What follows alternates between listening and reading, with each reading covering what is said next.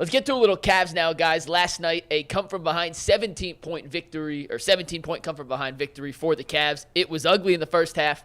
A heroic comeback in the second half, capped off by some heroics from Darius Garland, who on the last play, and I pointed this out to Jason this morning, DG kind of called off Donovan Mitchell, who had a switch on Nikola Vucevic, and took that. It wasn't technically the game winner, but it was tied, hits the three, step back over Caruso. He missed the game winner on Monday, comes back, hits the proverbial game winner on Wednesday in crunch time, in the closing lineup. How much do you think that does for DG's confidence now as he continues to assimilate himself back into this offense? Tyvis, we haven't heard from you yet as Jason and I were yammering on, so why don't you get us going on this? Well, before I do that, I want to, first of all, I want to take this time out to wish everybody a happy Tyvis Eve. It's a national holiday. Make sure y'all celebrate appropriately. Yeah. Now, I walked in, Tyvis was like, what was your reaction when you turned 30? And I said, I don't even remember. It's been so long. Well, happy early birthday, He's Tyler. going to be 30 tomorrow. tomorrow. Tomorrow. Congratulations. So, Darius Garland is the topic right now. So, Darius, it was big to see you do that. Obviously, Monday I was upset because I was like, I really wanted you to hit that. You had a phenomenal game. You seemed like you was hitting your stride again, and you wasn't able to seal the deal with the game winner on Monday. To see you come out last night, and hit that big shot, it does do a lot for your confidence because it's letting me know that you're starting to feel yourself. Like, you know, when you get injured and you out of the lineup and the team is having a ton of success, you sit there and you ask yourself, how do I fit in this lineup? Am I going to be that guy? And you start to doubt yourself. And it seems like you've been trying to get your groove back. Last night solidified it for me that you can make those big plays in those big moments. Yes, it was still a minute left in the game, but to be able to do that, to call off Donovan Mitchell, who had a mismatch, make no mistake about it. We know Donovan Mitchell probably would have scored on that play, but to call him off and go up against Alex Caruso, who, by the way, I think was first team all defense last year, to spin him like a top, make him have this dance and hit a big shot, I think that was big. Now, my issue is with the Cavs because in the first half, y'all did what y'all did against the Sixers. Y'all came out so slow defensively, and in the second half, y'all got to waste all this energy getting back on track. And I don't know why y'all – I don't know if y'all just toying with people to see how good y'all actually are. Well, it's something that I feel like can come back and bite you. Like I say, the regular season, we would say it's meaningless, but I don't want you to practice bad habits. So you got to continue to try to put together 4 quarters. I know Jason is sitting there like, oh, Tyvis, please. Nobody cares about the regular season against the Bulls. But still, it's just y'all exerting a lot of energy and effort. Good news is y'all showed y'all can complete it. I actually thought, guys, that I thought it was worse than the Sixers game in the first half because, the Bulls are worse. Although, to be fair, the Bulls have probably been playing better than the Sixers since Coby White like that. And Coby White's hot. But, however, the reason it was worse is because at least in the Sixers game, the Cavs were shooting pretty well. Like they were, and the Sixers were making a lot of tough shots. In this game, the Cavs took awful shots in the first half. They couldn't make anything there for a while, except the last 6 minutes of the first half they played well. But the first 18 minutes of the first half, they stunk. But they were bad on offense and defense for the first 18 minutes of the game. You know who the spark of the game was? George Niang. I don't like that guy. Is he the least likable cat? George Niang came out there and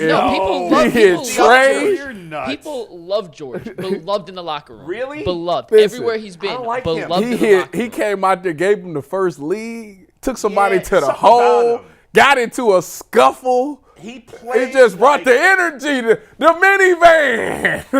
He reminds me of my days in radio where you'd have this one part-time guy working who was not that good, but he thought he was better than all the full-time hosts on the station. And so he walked around like he was better than everybody else, even though he was slappy. Was his name Adam? Now, I was better than everybody in New York. That's 100% true. But anyway, I think you're mischaracterizing. He's such a good player. Why do you think I don't know. He he rubs me the wrong way. I think the you're only player on the team I don't mischaracterizing. like. Yeah, you're way off. Jason can attest to this. He is beloved. In the All locker right, room. I'm being unfair. I'm going to have to change my tune on him. Most disliked since Dion. You know, Kyrie was here after Dion. Yeah, but Kyrie's so good, even if he is disliked, who cares? Anyway, go ahead. What did you think about last night? I normally do like dismiss a lot of regular season stuff. Yeah. I thought it was important to win that game because if you go back to last year, the game before the All-Star break, they got smashed in Philly. And it was just kind of like it was a sign of things to come. They didn't play really as well. was. Like they were starting to leak oil a little bit. They get drilled in Philly. They got to deal with the Kevin Love situation over All-Star break.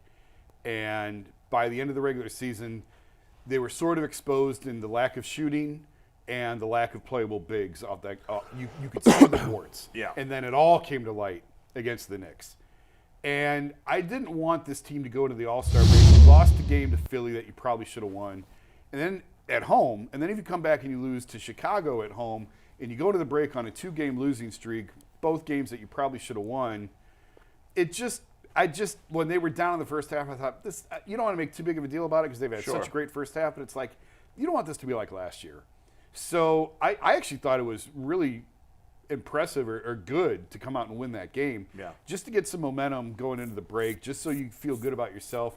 I don't know that Darius needed to hit that shot to regain his confidence. Darius is confident in himself regardless. Yeah, sure. But I just thought it was good for the morale of the team not to take a 2-game losing streak into the break where you got a week to sit around and think about it. So, I'm not big on regular season wins. I'm big on building good habits in the regular season, though. And it all goes back to what I said. What I didn't like about last year was they kept waiting for Donovan to bail them out.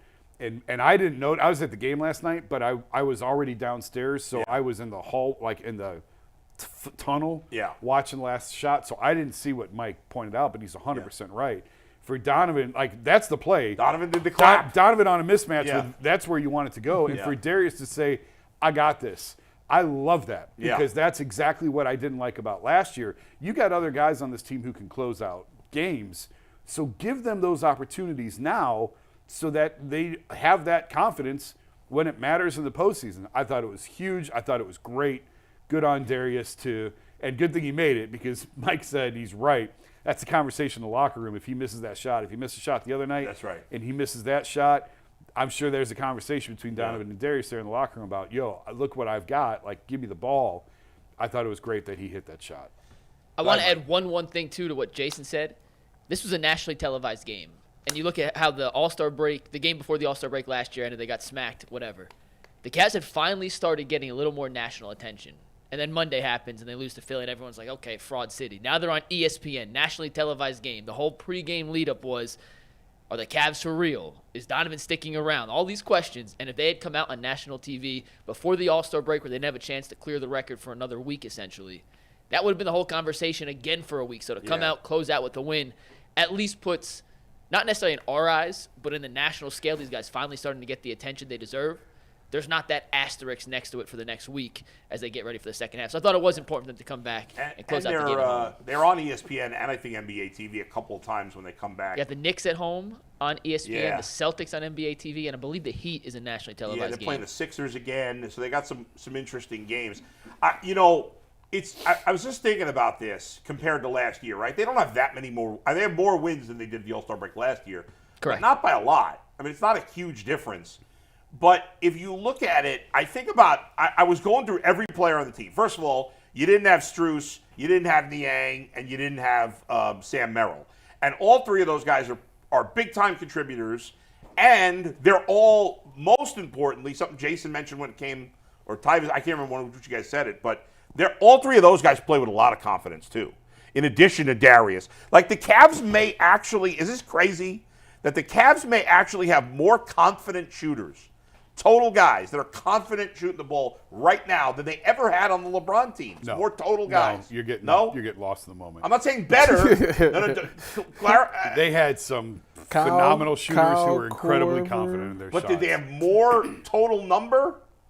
No. Like, go back to the championship team, JR. Yeah. So you had JR. You had... Was Kyle Korver on that team? No. They brought JR, LeBron, they brought Kyrie to hit one shot. And he missed it. Yes. The corner three at home against the Warriors. He was here for one shot. You had JR, Kyrie, Kevin LeBron, Love. and Kevin Love. The 2015 season when they won the chip, Yeah. you also had Mo Williams. You had Channing Frye. Mo Gotti. Richard Jefferson, confident shooter. Shumpert didn't make a lot, Mo, but how very much did confident Mo shooter. They had Williams Joe play in the Harris on the Mo got In it. the playoffs, He wasn't playing in the playoffs. he didn't play much in the playoffs. But in terms of, like, you're talking confident shooters, Yeah. that was a veteran team. Yeah. It's different. It's different when you got a veteran team compared to. love Let me make it very clear. I love I'm not Mo trying to when say he in was at the any one. way, shape, or form this team is better in Yeah. any way. I'm saying the number of guys that are total number of guys that are confident in shooting from the outside, it might actually be a higher number because there's more outside shooters on the team. It's in no way even close to as good as that team. Yeah. I'm not saying it's better. No. Please don't clarify. Don't. The year that LeBron won, Yeah. didn't he win 60 games with the Cavs? No, well, they won 66 when he was here the first time when they got bounced. Okay, yes. then he quit caring about the regular Who season. was the point guard that year? When they won 66? Yeah, was it Mo? Oh, God. Yeah, I think it was. Mo Williams. Yeah. But here's one thing, Jason, and I'm curious for everybody's opinion on this. It seems to me clearly that Okoro, Allen, and I would now say probably Mobley too, are all playing the best basketball of their career. Yeah. Yes. And Donovan. And Donovan, yeah, sure. So I mean, I thought coming into this year, even with the bad playoffs, that like we knew what Allen was. There was no further level, and he's gone up a little bit more. And I didn't think there was a little more for him. And Mobley's, he's not shooting a million threes, but he's shooting. He's making the ones he's taking. We have never seen Okoro this confident. I agree with that. Right? I agree with and that. that's a game changer because He took a career high 8 threes last night. 8 threes, and Did he really? He made 4. Who was it? Too. Right before Garland hit that three, Okoro, was it Coby White? I can't remember who it was, but he was in the grill of somebody. Probably. Oh, no, Kobe White. DeRozan. Oh, yeah, it was And DeRozan hit DeRozan. it. You're right. It It was was DeRozan. And DeRozan. he could not get off a decent shot. He was in his face. Great defense. Great defense. This is a really important postseason for Isaac. Oh, my God, coming yeah. up. It is worth millions to him, literally, truly. If he has a good Jason, tens of millions. Yeah. Tens Yeah. of millions. if he has a good postseason, he will be writing. He'll be cashing really big checks next year. But it all comes. We talked about on the show. I've already talked to other head coaches who said you have to pick something in a playoff series against the Cavs. You got to pick something, and they're going to pick Isaac. Like teams are still going to leave him open. They want him to prove that this is real and he can hit pressure shots. It's different making it in the playoffs than it is making it in February. And if he makes them I'm not saying he's not going to. Yeah. If he makes them, he's built himself into a viable, legitimate 3-and-D wing. Yeah. If he can make those shots in the postseason, oh What a my difference. goodness. Right, It's a because massive you difference. want to play him because his defense is Yes, excellent. yes. And if he doesn't have to be, 45%. He's shooting 40% right now on catch and shoot threes this year. Yeah. That's a fantastic number. Right. It's 42% since January. Like that's Who he money. think- Who he think he is? Sam Merrill? He has got the confidence now Yeah. in that shot, and I hope for his sake that it continues, translates into April, May, and June. Because if it does, it is a game changer for this team and for him in free agency this It summer. is the best of this team. Now, we don't know that we're going to get the best of this team in the playoffs. I shouldn't say free agency. Cavs still control his rights. He's a restricted. Yes. Is the best of this team, the best that this team is capable of, in your opinion. Mm-hmm. If they play at that level, can they win a championship? Is it good enough? What's the most realistic distance they could go in the playoffs at their best? I think realistically the conference finals is probably. You don't think they could beat Boston? I mean, I guess they could, but that's not a realistic expectation. Right. But getting to the Eastern Conference Finals I think that's is not real. crazy. I don't think it's crazy at all. Yeah. No, I think they get there this year. And again, there's progressions to this. There's Yeah. steps. Last year was about getting there and getting your teeth kicked in and figuring it out. Now you know what it's like. Now you know what to expect. So, I mean, the real progression is to win a series. Sure. But I think this team's capable of winning too. I mean, Man. Donovan is top 10 in player efficiency rating, sort of the all-encompassing NBA stat. First time in his career. He's had his 2 best years of his career in Cleveland. And I wrote something for tomorrow on, like, he needs to think about that when he's talking about his future and what he wants to do this summer. Yeah. He's played the best basketball of his career right here in Cleveland. It is amazing. We all love him, but I want both your opinions. Well, let me ask you this before ahead. we switch topics. Yeah. This is real quick. What do you think is the Cavs' Achilles heel? Is it the shooting? Could it be potentially the shooting of Isaac Okoro, or is it J.B. Bickerstaff coaching in the postseason? I don't know. I got to give JB a lot of credit right now. I said in the postseason. I'm gonna give him the benefit of the doubt that the job he's done coaching this year will continue into the playoffs. Okay.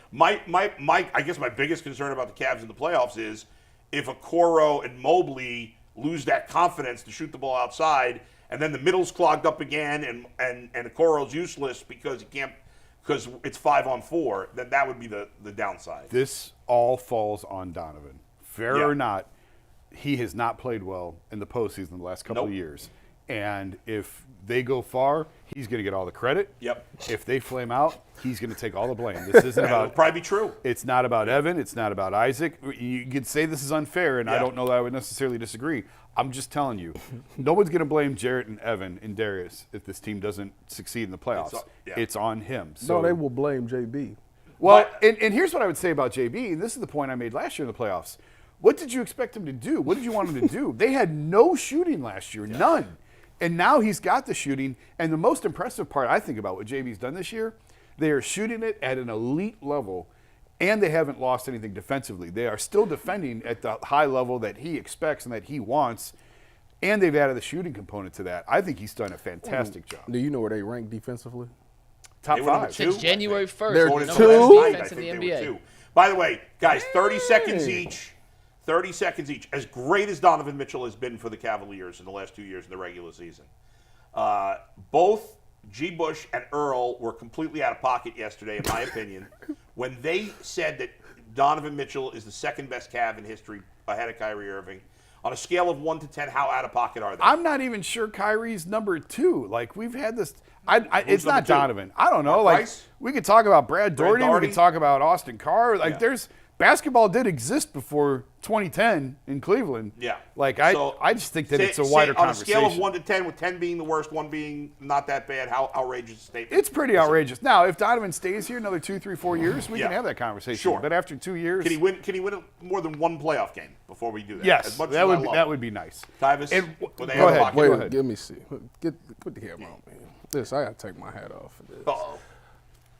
I'm about sick of the disrespect in Cleveland, okay? The second best Cavalier is not Kyrie Irving, it's not Donovan Mitchell. Is it Giannis? It's Zydrunas Ilgauskas. I don't care what nobody says. That man Big gave Z. us so many great years. This man could shoot the three, get rebounds, pass the ball. What more do you want him to do, coach? I mean, the man did every single thing. Shout out to Big Z. That's why his number's in the rafters.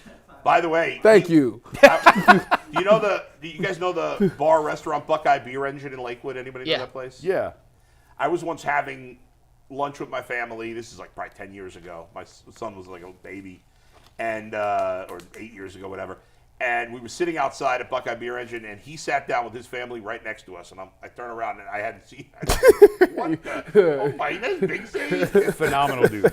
I didn't talk to him Phenomenal because dude. I don't want to bother somebody with his family. He is a great guy. But yeah, everybody says that. yeah, he's awesome. Second best Cavalier. He's All right, in we're the going to move on. Thank you. That was out of pocket, Tyvus. Even the day before your birthday, Listen, still out of Zydrunas. pocket. We're going to move on to our next topic, but first, a quick word from FanDuel. You can get buckets on your first bet with FanDuel, America's #1 sportsbook, because right now, new customers get $150 in bonus bets with any winning $5 bet. That's $150 if your team wins. You can bet on all your favorite NBA players and teams with quick bets, live same-game parlays, exclusive props, and much, much more.